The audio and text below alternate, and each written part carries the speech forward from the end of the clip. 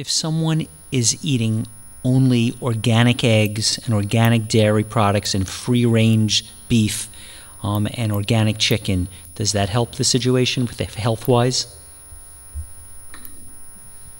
More marketing ploys to make people feel good about doing things that are harmful.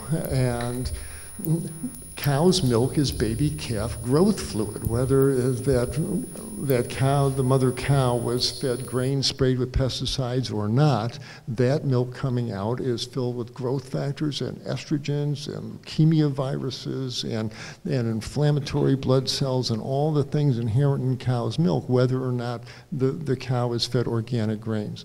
Or beef is going to be, by its very nature, animal muscle raises the levels of insulin-like growth factor 1, IGF-1 skyrockets after beef, and so does insulin levels. And these are some of the most powerful growth-promoting, disease-promoting molecules known to biology. If you have a little cancer in your prostate or your breast, this is like throwing gasoline on a fire, and it's just the nature of the substance you're eating. The same thing with eggs. They're going to spawn bacteria in your gut that will turn the choline in the eggs into trimethylamine oxide that damage your artery walls and drives cholesterol into your artery walls. This, just by their very nature, organic or not, these are harmful substances that cause grave imbalances throughout the body. But people love to hide behind or soothe themselves with these marketing ploys. Oh, it's organic, oh, free range, grass fed. The nature of the substance itself is harmful. We are not carnivorous apes.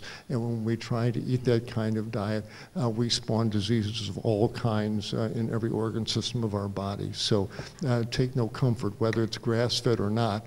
And in fact, as you'll hear from Dr. Richard Oppenlander, the grass-fed beef is, for the environment, is the worst of all, because those animals live 2 years longer. They have 2 years longer to pour methane and carbon dioxide into the environment.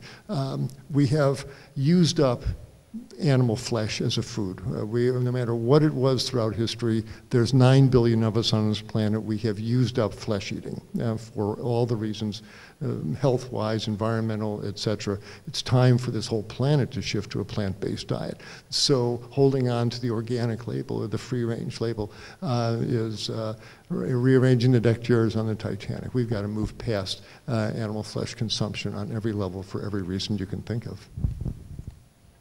One thing I'll add is one common denominator, no matter what diet is being promoted, is the promoter of the diet thinks that it would be best if everybody ate that particular diet. So the paleo people say everybody should eat a paleo diet. And the Mediterranean dieters, they want everybody to eat a Mediterranean diet. Well, if we look at it from the standpoint of organic eggs and organic animal, beef and chicken and organic milk and organic cheese, the common denominator of that diet, regardless of which selection of animal foods, is it's completely unaffordable by 95% of the people who live on this planet. It's a diet that is economically unavailable to people.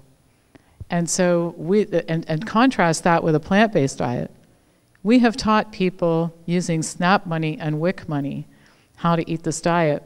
I teach a course through our school that teaches practitioners, dietitians, nurses, physicians, how to tailor diets to people's specific disease conditions. So you've got somebody who has Parkinson's disease and can't hold a knife, for example. There are specific things you have to do for that person, et cetera. Well, one of the assignments I give the class every time I teach this particular course is to design a meal plan for a family of 4 who are restricted to eating with SNAP money.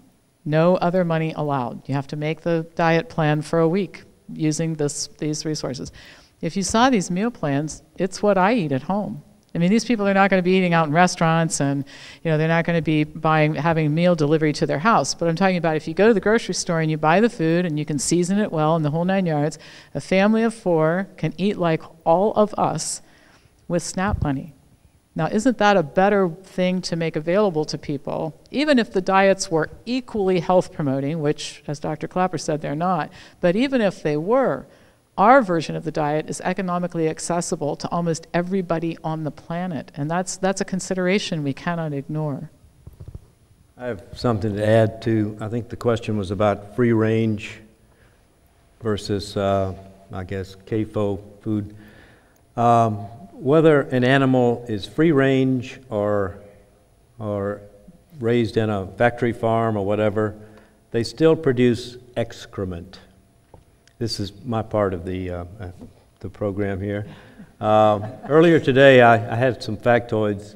In just the United States alone, the manure that is produced by our food animals is 113,000 pounds per second, 24/7, 1.78 billion tons a year. And this is not counting fish now, this is just the land animals. And so if you're a meat and dairy eater, you are a big part of that process, and your share of that 1.78 billion tons a year is 12,000 pounds. If you're a family of 4, your share is 48,000 pounds. And if your share arrived at your doorstep on Christmas Eve, it would take 48 half-ton pickup trucks to deliver your share of the excrement that you caused to be produced in just this country. Now, is that sustainable? Is that what we really want to do? Free range or feedlot, it is just not something we should be doing, particularly in light of the fact that it causes bad health for everybody that eats it.